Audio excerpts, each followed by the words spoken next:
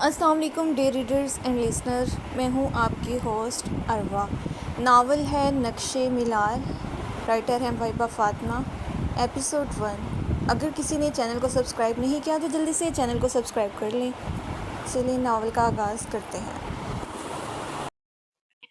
وہ اپنی نرم گرم بیڈ پر اوندھے منہ بہت سکون سے اور بہت گہری نیند سو رہی تھی جب سلمیٰ بیگم اجلت بھرے انداز میں اس کے کمرے میں آئی اور اسے یوں گھوڑے گدھے بیچ کر سوتے دیکھ اپنا ماتھا پیٹ لیا۔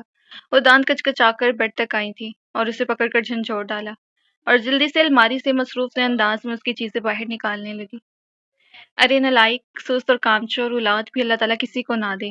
حریم کسی چیز کی حد ہوتی ہے۔ آج بھائی کی بارات ہے اور تم یوں گھوڑے گدھے بیچ کر سو رہی ہو، معلوم ہے نا؟ اسما کے گھر والوں نے بار بار تاکید کی تھی کہ وہ وقت پر حال میں پہنچنا، اور ابھی تم نے پارلر بھی جانا ہے، آخر ہم بارات لے کر کب نکلیں گے؟ وہ اسے آنکھیں ملتے اور منہ کے زاویے بگاڑتے دیکھ تلملا کر بے نقص سنائی گئی تو وہ بری طرح جھنجھلائی۔ مما قسم سے بہت ہی ظالم ہیں آپ، ایک تو رات مہندی کا فنکشن اتنا لیٹ ہو گیا، اوپر سے پاپا کی فرمائش کہ ان کی پری مہندی ضرور لگوائے۔ رات 4 بجے فجر ادا کر کے سوئی تھی میں، اتنی جلدی جگا رہے ہو آپ، اوپر سے بے عزتی بھی کر رہے ہو۔ وہ جو مائیاں روکتی اب انگڑائیاں لیتی سلمیٰ بیگم کو اتنی کیوٹ لگی کہ بے اختیار ہی وہ اسے نگاہیں چرا گئی کہ مبادا ان کی نازک سی اکلوتی گڑیا کو ان کی خود کی نظر نہ لگ جائے۔ اب باتیں مت بگاڑو، حریم اٹھ کر جلدی سے فریش ہو جاؤ، تمہیں پارلر بھیجوں۔ سلمیٰ بیگم نے اس کا آج کا ڈریس، جیولری اور سینڈل وغیرہ رکھ کر اس کا بیگ تیار کیا۔ مما تھوڑی دیر اور سونے دینا پلیز، اتنا اچھا خواب دیکھ رہی تھی کہ میرے خوابوں کا شہزادہ سفید گھوڑے پر سوار میری جانب چلا آ رہا ہے، مجھے اس دنیا سے چرا کر اپنے ساتھ لے جانے کے لیے۔ ہائے! وہ چہرہ ہاتھوں میں چھپا کر شرمانے کی ایکٹنگ کرتے دھوری ہونے کا ناٹک کرنے لگی تو سلمیٰ بیگم نے اپنا رخ الماری کی جانب پھیر کر لبوں پر در آنے والی مسکراہٹ کا گلا گھونٹ دیا۔ وہ ایسے ہی تو تھی، شوخ و چنچل چلبلی سی لڑکی جو گھر بھر کو اپنی اوٹ پٹانگ حرکتوں سے محظوظ کیے رکھتی۔ سلمیٰ بیگم نے لمبا سا ہنکارا بھرا۔ اللہ کرے تمہاری اصل زندگی میں شہزادہ گھوڑے پر سوار ہو کر آنے کی بجائے ایک جلاد ہٹلر ٹائپ بندہ آئے اور تم جیسے سست نکمی اور کامچور لڑکی کے تمام بل نکال کر تمہیں تیر کی طرح سیدھا کر دے۔ سلمیٰ بیگم نے دانت کچکچا کر کہا تو وہ کھلکھلا کر ہنسی، بیڈ سے نیچے اتر کر ان کی پشت سے ان کی گردن میں جھول گئی۔ حریم کو سیدھا کرنے والا کوئی پیدا نہیں ہوا، بلکہ وہ حریم سے پناہ مانگے۔ چچ بیچارہ، ترس آتا ہے مجھے اس نادیدہ وجود پر۔ وہ پھر کہکا لگا کر ہنسی اور کچھ یاد آنے پر دانتوں تلے لب دبایا۔ میں پاپا کو جا کر کہتی ہوں کہ مما بول رہی ہیں کہ اصل زندگی میں شہزادہ نہیں آتا، جلاد ہٹلر آتا ہے۔ مطلب آپ انڈائریکٹلی پاپا کو جلاد اور ہٹلر بول رہی ہیں نا، ہے نا مما؟ اس نے مسکراہٹ دباتے ہوئے کہا تو سلمیٰ بیگم اس کی بات پر بھنگچا رہ گئی۔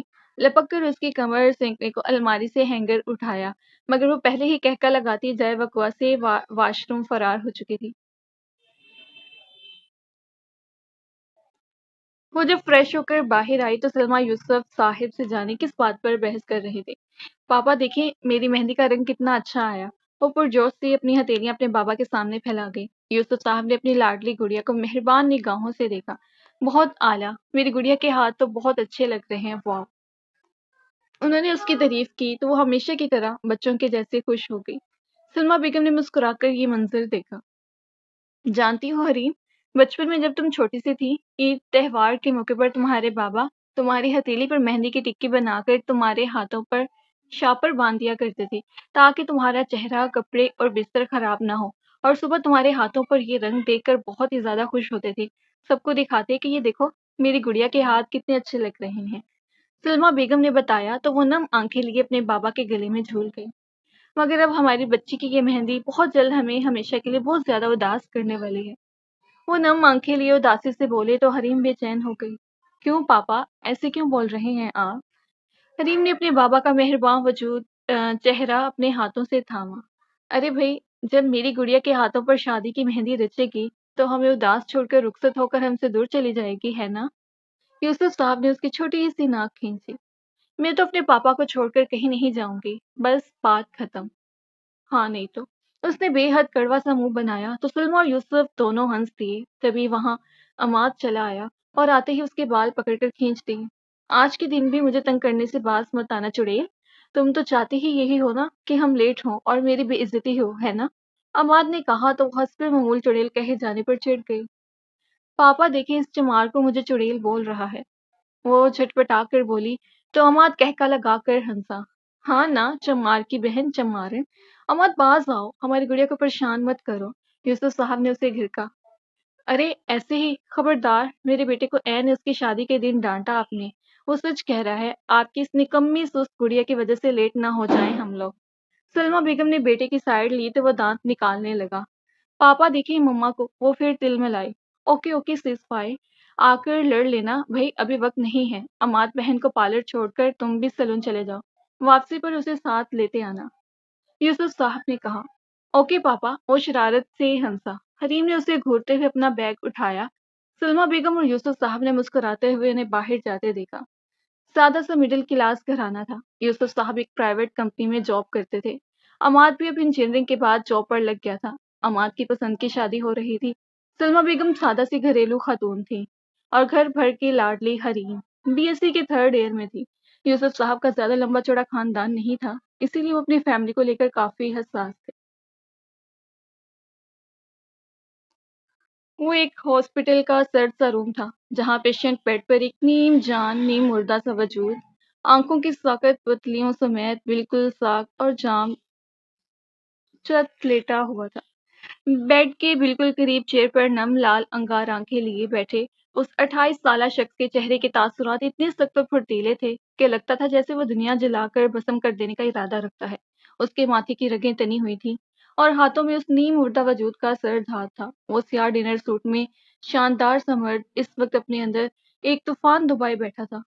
गुड़िया उठो प्लीज, देखना तुम्हारे मुजरिम का तुम्हारे सामने इब्रत का ऐसा निशान बना दूंगा कि वो अपनी जिंदगी में अपने जिंदा रहने पर पछताएगा और मौत के बाद भी सरदार जायश जहांगीर के नाम से उसकी रूह कांपेगी। जायश ने उसके कान के करीब झुककर आहिस्तगी से कहा था। वो और भी कुछ कहता जब उसका खास मुलाजिम रफीक दरवाजे पर हल्की दस्तक देकर इजाजत मिलने पर अंदर दाखिल हुआ था। सरदार जायश जहांगीर अपनी जगह से उठकर खड़े हुए। क्या खबर लाए हो रफीक?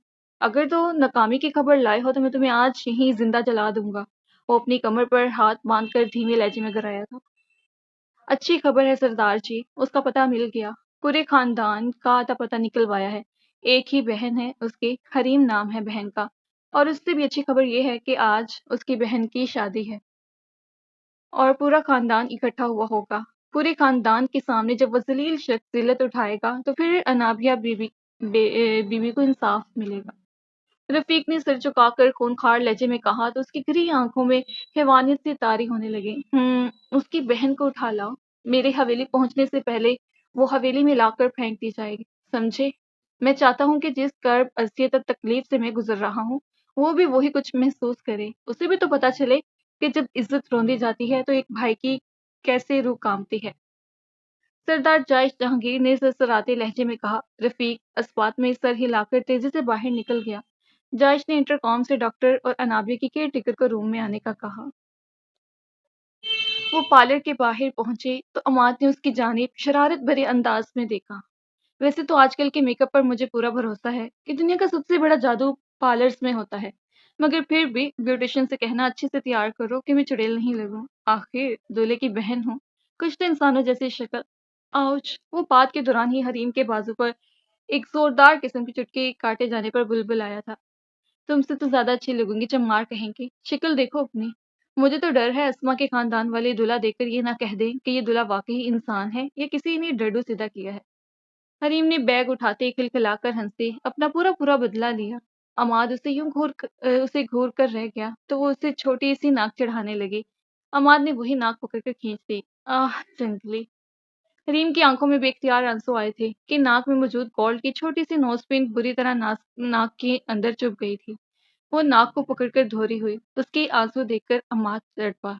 क्या हुआ हरीम? मैं तो मजाक कर रहा था। इधर मुझे दिखाओ। अमाद ने उसका हाथ पीछे हटाना चाहा। मैं ठीक हूँ भैया, उसने आहिस्तगी से कहा। भाई की जान, भाई की छोटी सी गुड़िया, अल्लाह ताला अल्लाह करे तुम्हें जिंदगी में कभी कोई आंच तक ना आए, आमीन। भाई तुम पर कभी आंच भी नहीं आने देगा। अमाद ने उसे अपने साथ लगाया और उसके सर पर हाथ रखा। जी जी, मुझे मालूम है ये चोंचले इसलिए हो रहे हैं ताकि मैं पापा को आपकी शिकायत ना लगाऊं। हरीम संभली और इसकी उदास शक्ल देखकर अपने टोन में वापस आई तो वो मुस्कुराया।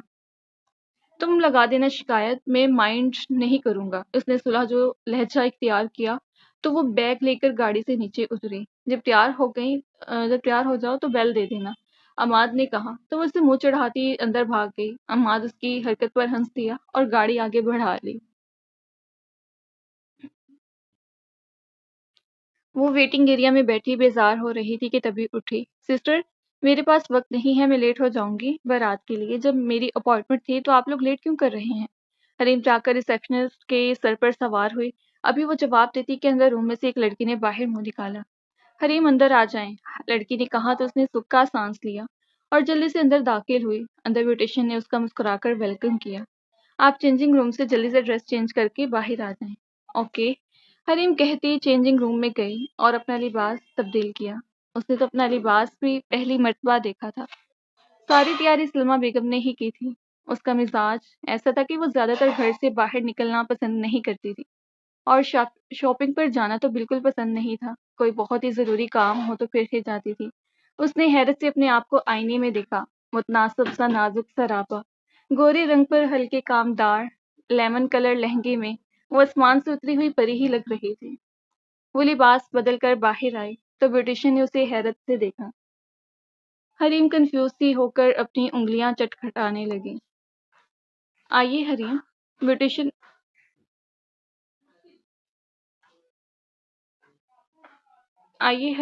بیوٹیشین نے سر جھٹک کر کہا۔ وہ آ کر دیوار گیر آئینے کے سامنے چیئر پر بیٹھ گئی۔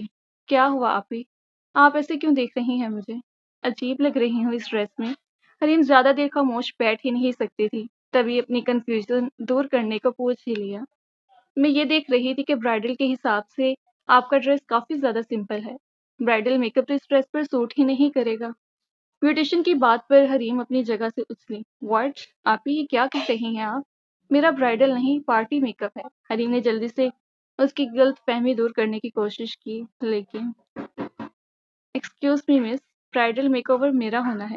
ابھی وہ لوگ بات ہی کر رہے تھے کہ پیچھے سے ایک نک چڑی سی لڑکی سرخ برائڈل ڈریسز میں آ کر تیکھے لہجے میں بولی۔ اوکے، بیٹھیں آپ بھی۔ وہ لڑکی حریم کے ساتھ والی سیٹ پر بیٹھ گئی۔ بیوٹیشین کا ہاتھ تیزی سے چلنے لگا۔ تقریباً 20 سے 25 منٹ میں حریم بالکل تیار تھی۔ لیمن کلر کے لہنگے کے اوپر پارٹی میک اپ اور لمبے گھنے سیاہ بال کمر پر کرل کر کے کھلے چھوڑے گئے تھے۔ وہ خود کو آئینے میں دیکھ کر حیران تھی کہ یہ وہی تھی۔ آپ ہی کافی تیز میک اپ ہے یہ، اس نے جذبت سا ہوتے منہ بنا کر کہا۔ ارے بھائی، دلہن کی بہن ہو، روز روز بھائی کی شادی تھوڑی ہوگی۔ اٹس اوکے، پوری قیامت لگ رہی ہو، بیوٹیشین نے مسکرا کر کہتے آنکھ بنکی۔ وہ بھی ہنس دی۔ تبھی اس نے بیگ سے فون نکال کر عماد کو کال کی تھی جو دوسری بیل پر ریسیو کر لی گئی۔ ہاں میں رستے میں ہوں، بس پہنچ ہی رہا ہوں۔ پیچھے ٹریفک کے شوربے سے عماد نے بلند آواز کر کے اسے بتایا۔ اوکے اوکے، آرام سے آؤ، حریم نے کہا اور فون رکھ دیا۔ ادھر عماد نے فون رکھا۔ عین اسی وقت گاڑی ہچکولے سے کھاتی اپنی جگہ پر جام ہو گئی تھی۔ شیٹ، کیا مصیبت ہے، اس نے اسٹیئرنگ پر ہاتھ مارا۔ ادھر وہ ویٹنگ ایریا میں بیٹھی انتظار کر کے بیزار ہو چکی تھی کہ تبھی ایک لڑکی اندر آئی۔ حریم، اس نے پکارا۔ جی۔ وہ جلدی سے اپنا بیگ لے کر کھڑی ہوئی۔ آپ ہی حریم ہو؟ جی جی، باہر آپ کے گھر والے آپ کو لینے آئے ہیں۔ اوکے۔ لڑکی کی اطلاع دینے پر وہ سر ہلاتی پارلر سے باہر نکلی۔ ادھر ادھر دیکھا، عماد کی گاڑی تو کہیں بھی نہیں تھی۔ وہ پریشانی سے اندر واپسی کے لیے مڑی ہی تھی کہ محض چند ساتوں کی دیر تھی۔ ایک وین اس کے پیروں میں چرچرائی اور اسے دائیں بائیں بازوں سے دبوچ کر وین میں کھینچ لیا گیا۔ ان لوگوں نے حریم کے منہ سے چینخ نکلنے کا موقع تک نہیں دیا تھا جب ایک موٹا کپڑا رکھ کر اس کی چیخ کا گلا دبا دیا گیا۔ گلی میں اس وقت کوئی بھی بندہ موجود نہیں تھا۔ وین ہوا سے باتیں کرتی اپنے پیچھے دھول اڑاتی دیکھتے ہی دیکھتے وہاں سے اوجھل ہو گئی۔ حریم کی ہر مزاحمت دم توڑ رہی تھی۔ وہ جانے کون لوگ تھے، بے تحاشا ظالم اور بے حس، جو اسے بری طرح دبوچ کر بیٹھے تھے۔ اس نے خود کو چھڑانے کو ہاتھ پیر چلائے مگر ان لوگوں نے اس کی کمر پر ہاتھ باندھ کر منہ پر ٹیپ لگا دی۔ اسے سیٹ کے نیچے پھینک کر اوپر کپڑا ڈال دیا گیا۔ حریم کے آنسو اس کے بالوں میں جذب ہوتے رہے۔ لاکھ کوشش کرنے کے باوجود کوئی ایسا قصور یاد ہی نہیں آیا جس کی پاداش میں اسے اتنی بھیانک سزا مل رہی تھی۔ یہ آدھے گھنٹے کا سفر بے تحاشا جان لیوا تھا، پل پل اذیت میں ڈوبا۔ کاش آج وہ پارلر جانے کے لیے نکلی ہی نہ ہوتی۔ عام دنوں کی طرح آج بھی وہ بول دیتی کہ اسے گھر ہی تیار ہونا ہے، کہیں نہیں جانا، مگر اب جانے کن کے چنگل میں پھنس گئی تھی۔ خوف و دہشت کے مارے حریم کا دل بند ہونے کو تھا۔ وہ لوگ خاموش تھے، آپس میں کوئی بات نہیں کر رہے تھے کہ حریم سمجھ پاتی کہ اسے کیوں اور کس مقصد سے اغوا کیا گیا۔ ان لوگوں نے دوبارہ اسے ہاتھ بھی نہیں لگایا تھا، نہ آپس میں کوئی غلیظ بات کی تھی کہ ان کے مکروہ عزائم معلوم ہو جاتے۔ حریم دل ہی دل میں آیت الکرسی کا ورد کیے گئی۔ گاڑی ایک جھٹکے سے کہیں رکی تو اس کا دل اچھل کر حلق میں آیا تھا۔ یا اللہ رحم، یا اللہ مدد فرما، لبوں سے بے اختیار ادا ہوا تھا۔ وہ بے تحاشا رو دی۔ رفیق نے گاڑی سے اتر کر گارڈ کو وہاں سے جانے کا اشارہ کیا تو وہ سب وہاں سے چلے گئے۔ اب رفیق نے اسے بازو سے گھسیٹ کر گاڑی سے باہر نکالا اور حویلی کے اندر کی طرف بڑھا۔ حریم کے اوپر وہ لوگ سیاہ کپڑا ڈالے اسے کہیں گھسیٹ کر لے جا رہے تھے۔ وہ ایک شخص تھا جو اسے بازو سے گھسیٹ کر کہیں لے جا رہا تھا۔ حریم کے ٹیپ لگے منہ سے دبی دبی چیخیں برآمد ہونے لگی۔ وہ بری طرح مچلتی رہی مگر رفیق رکا نہیں۔ حویلی کے خاموش دہشت زدہ سے لاؤنج سے گزر کر وہ اسے لے کر سیڑھیاں چڑھنے لگا۔ سیڑھیاں چڑھ کر دوسری منزل کے چوتھے کمرے تک آیا۔ دروازہ کھول کر اسے اندر دھکیلا اور خود دروازہ لاک کر کے انہیں پیروں واپسی کے لیے مڑ گیا۔ حریم اس درد سے کمرے کے دہلیز پر کارپٹ پر گری تھی۔ سیاہ کپڑا سرک کر دور جا گرا۔ وہ تڑپ کر سیدھی ہوئی۔ کمرہ کافی عالیشان تھا اور اس میں بلگجا سا اندھیرا تھا، مگر وہ یہاں کیوں تھی؟ یہ چیز سوچ سوچ کر وہ پاگل ہو گئی تھی۔ اس نے کافی ہاتھ پیر چلائے مگر اپنے بازو سے مضبوط رسی آزاد نہ کروا سکی۔ کیا بکواس کر رہی ہیں آپ؟ میں جو ابھی یہاں آیا ہوں تو کیا میرا فرشتہ آیا تھا اسے لینے؟ کہاں ہے میری بہن؟ بتائیں مجھے، نہیں تو میں پورے پارلر کو آگ لگا دوں گا۔ عماد پوری پارلر میں اسے دیکھ چکا تھا اور اب اس کا دماغ گھوم چکا تھا۔ تبھی بھوکے شیر کی مانند کر آیا تھا۔ پارلر والی بھی بے تحاشا پریشان ہو چکی تھی۔ یقین کریں مسٹر عماد، ہمارے پارلر کا ایک نام ہے، ایک مقام ہے۔ ہم اپنے کسٹمر کے جان و مال کی حفاظت خود سے بھی بڑھ کر کرتے ہیں۔ باہر یہی کہا گیا تھا کہ حریم کو بلا دیں، اس کے گھر والے لینے آئے ہیں۔ پارلر والے نے تحمل سے اسے سمجھانے کی کوشش کی۔ عماد پریشانی کے عالم میں باہر نکلا تھا۔ پاپا کو بھی فون پر تمام صورتحال سے آگاہ کر دیا۔